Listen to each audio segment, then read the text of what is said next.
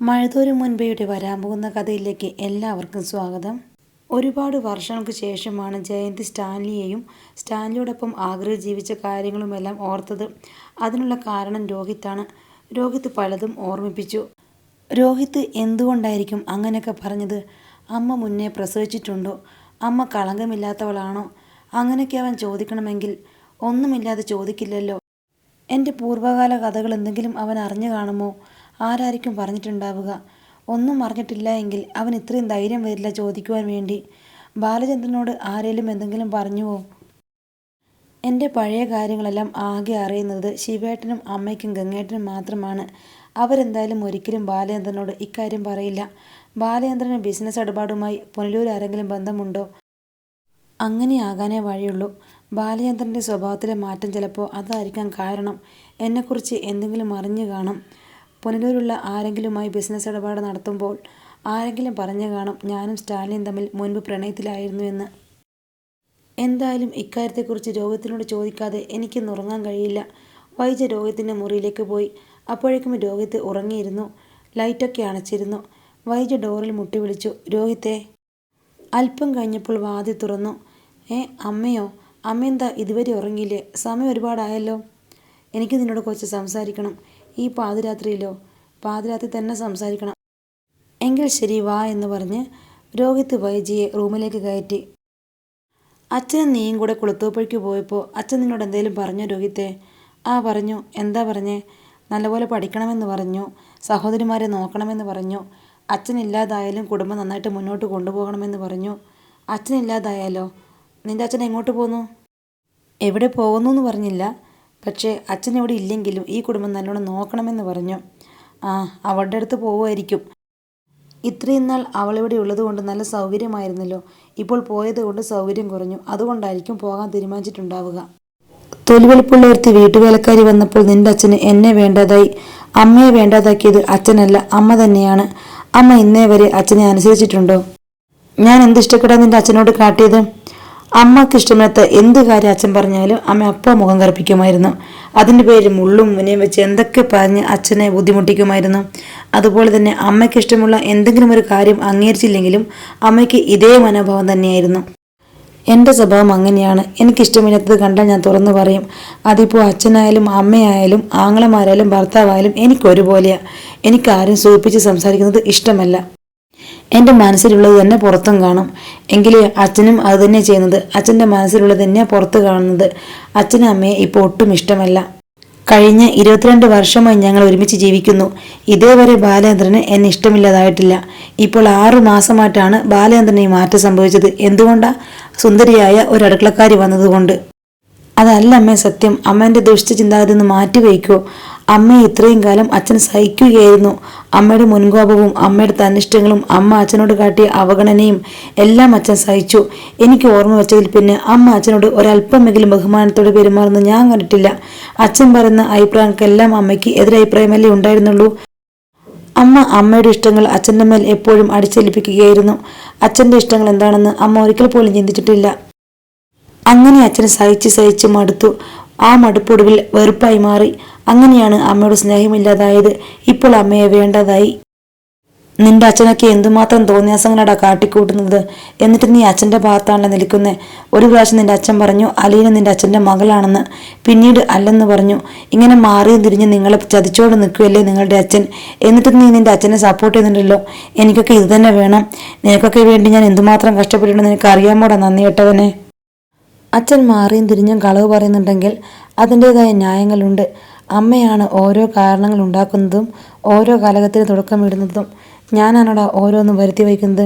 ഇപ്പോഴെന്തിനാ നിന്നെ വിളിച്ചുകൊണ്ട് അവരുടെ അടുത്തേക്ക് പോയത്? അതിനു മുൻപ് അച്ഛൻ തനിയെ പോയത് ആരെ കാണാനാ? എനിക്കറിയണ്ടേ? ഞാൻ ഈ വീട്ടിൽ നിന്ന് പുറത്താക്കിയ വേലക്കാരിയെ കാണാൻ അച്ഛനും മകനും ക്യൂ നിൽക്കുന്നതിൻ്റെ കാരണം ചോദിച്ചാണോടാ ഞാൻ ചെയ്ത തെറ്റ്? ജയന്തി പൊട്ടിത്തെറിച്ചു കേട്ടോ. അലീന ചേച്ചി വെറുമൊരു വേലക്കാരിയല്ല.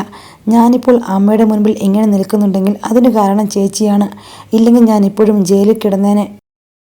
അമ്മ ആക്സിഡൻ്റായി ഹോസ്പിറ്റലിൽ കിടന്നപ്പോൾ അലീന ചേച്ചിയാണ് ഞങ്ങളെ ചേർത്ത് പിടിച്ചതും ഈ കുടുംബം നോക്കിയതുമെല്ലാം. അച്ഛനും തടർന്നു പോയിരുന്നു മാനസികമായും ശാരീരികമായും. അപ്പോഴൊക്കെ അച്ഛന് കൈത്താങ്ങായത് അലീന ചേച്ചിയാണ്.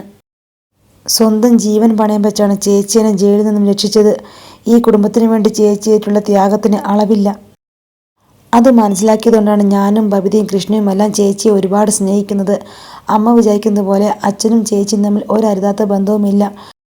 ശരി, ഞാൻ വിശ്വസിച്ചു. എങ്കിൽ നീ ഒരു കാര്യം ചെയ്യ്, എനിക്ക് അവളുടെ അഡ്രസ്സ് ഇതാ, ഞാനും അവളൊന്ന് പോയി കാണട്ടെ. ഈ കുടുംബത്തിന് വേണ്ടി ഒരുപാട് സഹായം ചെയ്തവളല്ലേ, അപ്പോൾ എനിക്കൊന്ന് കാണണ്ടേ? അതെന്തായാലും വേണ്ട, അമ്മ കണ്ടാൽ ശരിയാവില്ല. അതെന്താണ് ഞാൻ കണ്ടാൽ ആകാശം ഇടിഞ്ഞ് വീഴുമോ? പിന്നെന്താ, തീർച്ചയായും ആകാശം ഇടിഞ്ഞ് വീഴും. ആകാശം ഇടിഞ്ഞ് വീഴുകയും ചെയ്യും, വലിയ കോളിളക്കം സൃഷ്ടിക്കുകയും ചെയ്യും. കണ്ടോ, പിന്നെയും ഒളിച്ചു കളി. നിനക്കും നിൻ്റെ അച്ഛനും ഒക്കെ അവളെ പോയി കാണാം, എനിക്ക് മാത്രം കാണാൻ പാടില്ല. ഞാൻ അമ്മയോട് കാണണ്ടെന്ന് പറഞ്ഞത് അതുകൊണ്ടൊന്നുമല്ല. അമ്മയ്ക്ക് ഇവിടെ നിൽക്കുമ്പോഴേ കാണാൻ വയ്യാത്തത് കൊണ്ടാണല്ലോ ചേച്ചി ഇവിടെ നിന്നും പറഞ്ഞയച്ചത്. പിന്നെ അവിടം വരെ പോയി കാണേണ്ട ആവശ്യം അമ്മയ്ക്കില്ല എന്നെനിക്കറിയാം. അവിടെ പോയി ചേച്ചിയെ 4 ദുഷിച്ച വർത്തമാനം പറയണം, അതിനുവേണ്ടിയില്ലേ അമ്മ പോകുന്നത്. അങ്ങനെ ഇപ്പോൾ പോകണ്ട എന്ന് കരുതി, അതുകൊണ്ടാണ് ഞാൻ പറഞ്ഞേ. അതൊക്കെ പോട്ടെ, ഞാനിവിടെ വന്നത് തന്നെ അതൊന്നും ചോദിക്കാനല്ല. നീ മുൻപ് എൻ്റെ അടുത്തൊരു കാര്യം പറഞ്ഞല്ലോ, അമ്മ കല്യാണത്തിന് മുൻപേ പ്രസവിച്ചിട്ടുണ്ടോ എന്ന്.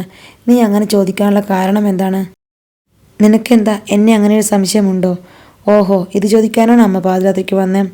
അതെ, ചോദിക്കാൻ വേണ്ടി തന്നെയാ. അമ്മ എന്തിനാ ആ വാക്കിൽ കയറി മുറുകെ പിടിച്ചിരിക്കുന്നത്? ഞാൻ ചോദിച്ചപ്പോൾ അമ്മയുടെ മനസ്സിൽ എവിടെയെങ്കിലും കൊണ്ടോ? വീണ്ടും രോഹിത്തിൻ്റെ ചോദ്യങ്ങൾക്ക് മുമ്പിൽ വൈജ പതറി കേട്ടോ.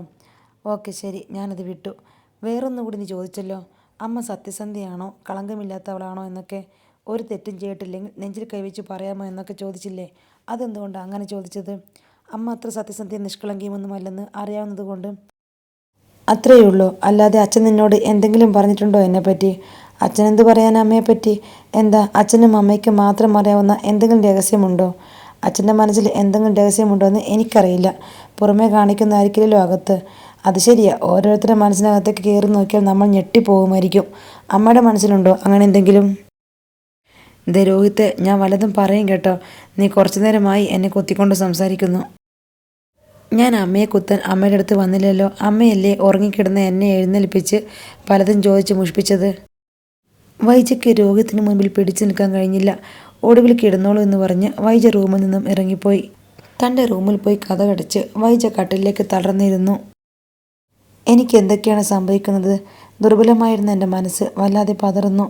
ആത്മവിശ്വാസം നഷ്ടപ്പെട്ടുകൊണ്ടിരിക്കുന്നു. അവൻ എന്തെങ്കിലും മനസ്സിലാക്കിയിട്ടുണ്ടോ? താനും സ്റ്റാൻലിയുമായുള്ള ബന്ധത്തെപ്പറ്റി എന്തെങ്കിലും അറിഞ്ഞോ രോഹിത്ത്? 24 വർഷങ്ങൾക്ക് മുമ്പ് അറ്റുപോയ ബന്ധമാണത്. ഇനി ജീവിതത്തിലൊരിക്കലും കാണാനിടവരില്ലേ എന്നായിരുന്നു എൻ്റെ പ്രാർത്ഥന. അത്രത്തോളം വെറുത്തുപോയ മുഖമാണത്. ഓർമ്മയിലേക്ക് ഒരിക്കലും കടന്നു വരാത്ത വിധം വെറുപ്പിൻ്റെ മഷിക്കറുപ്പും കോരിയൊഴിച്ച് ആ മുഖം നശിപ്പിച്ചു കളഞ്ഞിരുന്നു. എന്തെന്നാൽ തന്നെ സംബന്ധിച്ചിടത്തോളം വഞ്ചനയുടെയും ക്രൂരതയുടെയും ചതിയുടെയും മുഖമാണത്.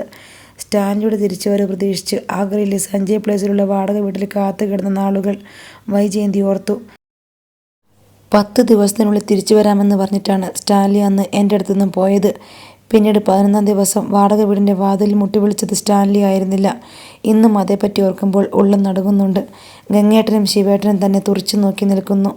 തൻ്റെ വീർത്തുന്തിയ വയർ അവരുടെ എല്ലാ സംശയങ്ങൾക്കുള്ള മറുപടിയായിരുന്നു. അതിനാൽ ചോദ്യങ്ങളൊന്നും ഉണ്ടായില്ല. ഉടൻ വാടക വീട് വിട്ട് ഇറങ്ങാനായിരുന്നു ഗംഗേട്ടൻ്റെ കൽപ്പന.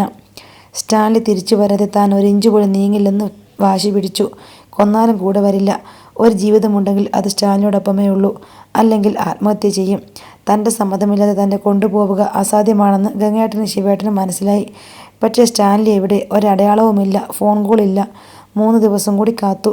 ഗംഗേട്ടനും ശിവേട്ടനും ഹോട്ടൽ മുറിയിലാണ് താമസിച്ചത്. പൂർണ്ണ ഗർഭിണിയായ ഈ അവസ്ഥയിൽ ഒറ്റയ്ക്ക് ഇവിടെ കഴിയേണ്ട, നാട്ടിലേക്ക് തിരിച്ചു പോകാമെന്ന് ഗംഗേട്ടൻ പറഞ്ഞു. നേരെ പുനലൂരിലേക്ക് പോകണമെന്നും സ്റ്റാൻലിയെ കാണണമെന്നും ഞാൻ വാശി പിടിച്ചു. അങ്ങനെ ചെയ്യാമെന്ന് ഗംഗേട്ടനും ശിവേട്ടനും സമ്മതിക്കുകയും ചെയ്തു. സ്റ്റാൻലി തിരിച്ചു വന്ന ഉടൻ നാട്ടിലേക്ക് വരാൻ വീട്ടുടമസ്ഥനെ പറഞ്ഞേൽപ്പിച്ച ശേഷം ഗംഗേട്ടനും ശിവേട്ടനും ഒപ്പം ഞാൻ നാട്ടിലേക്ക് മടങ്ങി.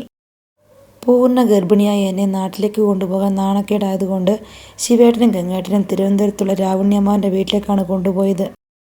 സ്റ്റാൻലി വന്നയുടനെ വിവാഹം കഴിച്ച് കൊല്ലപ്പള്ളിയിലേക്ക് പോകാമെന്ന് ശിവേട്ടൻ പറഞ്ഞു. 2 ദിവസം കഴിഞ്ഞപ്പോൾ അച്ഛൻ എന്നെ കാണാൻ വന്നു. അച്ഛൻ എൻ്റെ മുഖത്ത് നോക്കി കരഞ്ഞില്ലെന്നേ ഉള്ളൂ. സ്റ്റാൻലിയോടൊപ്പം ജീവിക്കുവാൻ വേണ്ടി ഞാൻ ആരെല്ലാമാണ് അപമാനിച്ചത്. എങ്കിലും അച്ഛൻ എന്നെ ആശ്വസിപ്പിച്ചു. സ്റ്റാൻലിയുമൊത്തുള്ള ഒരു ജീവിതം മാത്രം മതിയെന്ന് കരഞ്ഞു പറഞ്ഞപ്പോൾ അച്ഛൻ അതും അംഗീകരിച്ചു തന്നു. സ്റ്റാൻലിയുടെ വീട്ടുകാരുമായി സംസാരിക്കുവാൻ അച്ഛനും ശിവേട്ടനും ഗംഗേട്ടനും ഒക്കെ പോയി. പുനലൂരിലേക്ക് സ്റ്റാൻലിയെ കാണാൻ പോയവർ തിരിച്ചെത്തിയത് നല്ല വാർത്തയും കൊണ്ടായിരുന്നില്ല. സ്റ്റാൻലിയും താനും തമ്മിലുള്ള വിവാഹത്തിന് സ്റ്റാൻലിയുടെ വീട്ടുകാർക്ക് കടുത്ത എതിർപ്പാണ്. എന്നാൽ സ്റ്റാൻലി 4-5 ദിവസത്തിനുള്ളിൽ തന്നെ കാണാനെത്തുമെന്നും അതിനകം വീട്ടുകാരുടെ മനസ്സ് മാറാൻ ഒരു ശ്രമം കൂടി നടത്തി നോക്കാമെന്നും പറഞ്ഞയച്ചിട്ടുണ്ടെന്ന് ശിവേട്ടൻ പറഞ്ഞപ്പോൾ ആശ്വാസമായി. ഒരാഴ്ചയോളം സ്റ്റാൻലിയെ കാത്തിരുന്നു. സ്റ്റാൻലി വന്നില്ല.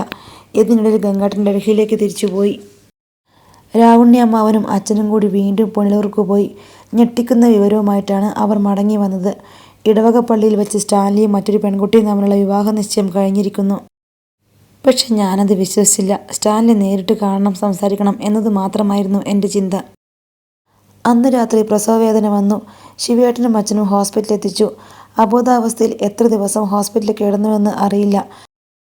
ഉണർന്നപ്പോൾ ആശുപത്രി ചുമരുകളായിരുന്നു ചുറ്റിലും. തനിക്ക് എന്ത് സംഭവിച്ചു? ഒന്ന് മാത്രം മനസ്സിലാവുന്നുണ്ട്, വയർ ചുരുങ്ങിയിരുന്നു. പ്രസവം കഴിഞ്ഞുവോ? തൻ്റെ കുഞ്ഞെവിടെ? ഒരു നേഴ്സ് ബെഡിനടുത്തേക്ക് വന്നപ്പോൾ ഞാൻ ചോദിച്ചു, എൻ്റെ കുഞ്ഞെവിടെ? എൻ്റെ പ്രസവം കഴിഞ്ഞോ?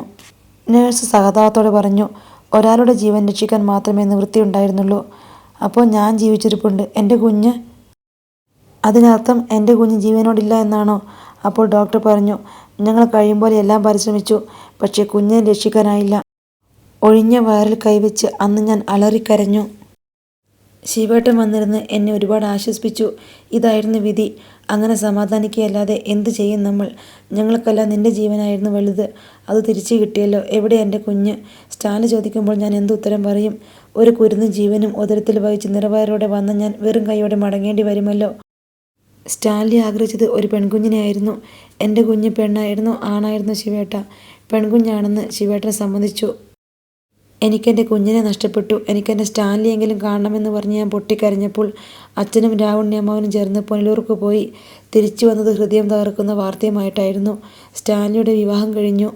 അവർ അങ്ങനെ പറഞ്ഞാൽ മാത്രം ഞാൻ വിശ്വസിക്കാത്തത് കൊണ്ട് സ്റ്റാൻലിയുടെ വിവാഹത്തിൻ്റെ ക്ഷണക്കത്തും അവർ എന്നെ കൊണ്ടുവന്ന് കാണിച്ചു. നിങ്ങൾ സ്റ്റാൻലിയെ കണ്ടില്ലേ എന്ന് ഞാൻ ചോദിച്ചപ്പോൾ അച്ഛൻ പറഞ്ഞു, ഒരു പെണ്ണിനെ മോഹിപ്പിച്ച് വിശ്വസിപ്പിച്ച് കൂടെ താമസിപ്പിച്ചിട്ട് അവളെ ഗർഭിണിയാക്കിയിട്ട് ഈ കാണിക്കുന്നത് ചെറ്റത്തരമല്ലടാ എന്ന് ഞങ്ങൾ മുഖത്ത് നോക്കി ചോദിച്ചു. അവൻ്റെ മറുപടി എന്തായിരുന്നു എന്ന് എനിക്ക് കേൾക്കണോ? സോറി, ഇങ്ങനെയൊക്കെ സംഭവിക്കുമെന്ന് പ്രതീക്ഷിച്ചതല്ല, പക്ഷേ സംഭവിച്ചു പോയി. എനിക്ക് ദുഃഖമുണ്ട് എന്ന്. നിൻ്റെ അച്ഛൻ അവനോട് പറഞ്ഞിട്ടാണ് പോന്നത്, ഇങ്ങനൊരു ചതി എൻ്റെ മോളോട് വേണ്ടായിരുന്നു എന്ന്. നീ ഇതിൻ്റെ ഫലം അനുഭവിക്കുമെന്ന്. പിന്നെ ഞങ്ങളവിടെ നിന്നില്ല.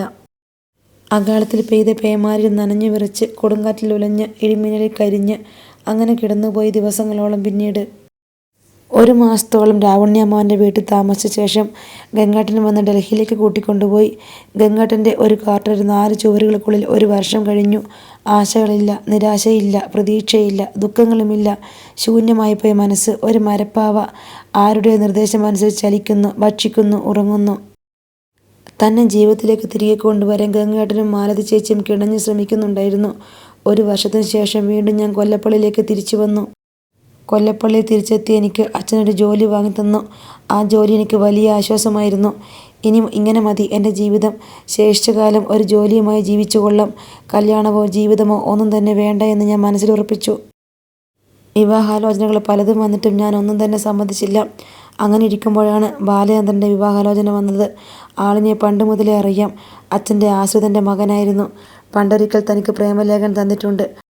എനിക്ക് ബാലചന്ദ്രനെ വിവാഹം ചെയ്യേണ്ട എന്ന് ഒരു 100 ആവർത്തി പറഞ്ഞിട്ടും അച്ഛനും അമ്മയും ശിവേട്ടനും ഗംഗേട്ടനും സമ്മതിച്ചില്ല. ഇത്രയും കാലം ഞങ്ങൾ നിന്നോട് ക്ഷമിക്കുകയായിരുന്നു. പക്ഷേ അത് തിരിച്ചറിയാൻ നിനക്ക് കണ്ണില്ല. ആരോടും പറയാതെ നീ നിൻ്റെ തന്നിഷ്ടത്തിന് ഒരുത്തൻ്റെ കൂടെ പോയി ജീവിച്ചു. ഗർഭിണിയായി. അച്ഛനെയും അമ്മയും കൂടപ്പിറപ്പുകളെയും ഒന്നും നീ ഓർത്തില്ല. വിവാഹം കഴിക്കാതെ പ്രസവിച്ചവളാണ് നീ. അച്ഛനെ എന്തുമാത്രം വേദനിപ്പിച്ചെന്ന് നീ ചിന്തിച്ചിട്ടുണ്ടോ? എന്നിട്ടും അച്ഛൻ നിനക്ക് സന്തോഷമാകട്ടെ എന്ന് കരുതി ഒരു ജോലി പോലും സംഘടിപ്പിച്ചു തന്നു. നിനക്ക് വേണ്ടി അച്ഛൻ എന്തെല്ലാം ചെയ്തു. മറിച്ച് നീ അച്ഛന് വേണ്ടി എന്ത് ചെയ്തു? ഒന്നുമില്ല. നിനക്കിപ്പോഴും നിൻ്റെ ഇഷ്ടമാണ് വലുത്. മറ്റുള്ളവരുടെ വേദനയും വിഷമവും കാണാൻ നിനക്ക് കണ്ണില്ല.